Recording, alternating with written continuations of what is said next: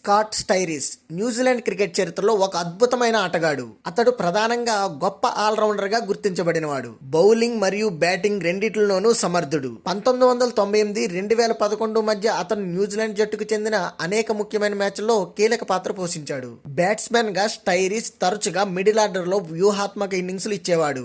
అతడు అవసరమైనప్పుడు వేగంగా రన్లు స్కోర్ చేసి జట్టును విజయపథం వైపు నడిపేవాడు. ముఖ్యంగా లిమిటెడ్ ఓవర్స్ మ్యాచ్ లో అతడి ఫినిషర్ రోల్ జట్టుకు చాలా విలువైనది. బౌలర్ గా అతని మీడియం ఫేస్ బౌలింగ్ బ్యాట్స్మెన్ ను అణిచివేయడానికి సమర్థంగా ఉండేది. స్కాట్ స్టైరిస్ ప్రదర్శన కారణంగా న్యూజిలాండ్ క్రికెట్ అంతర్జాతీయ స్థాయిలో మరింత బలపడింది. స్టైరిస్ కేవలం ఆటగాడే కాక న్యూజిలాండ్ క్రికెట్ లో ఒక స్ఫూర్తిదాయక నాయకుడు మరియు ఆల్రౌండర్. అతడి కన్సిస్టెన్సీ ప్రదర్శన మరియు జట్టు కోసం చేసిన కృషి న్యూజిలాండ్ క్రికెట్ భవిష్యత్ యువతకు ఒక మార్గదర్శకంగా నిలిచింది. స్టైరిస్ తన అంతర్జాతీయ క్రికెట్ కెరీర్ ను 24 జూన్ 2011 అధికారికంగా ముగించారు. అతడి చివరి అంతర్జాతీయ match 2011 ICC cricket world cup లో సెమీఫైనల్లో ముగిసింది.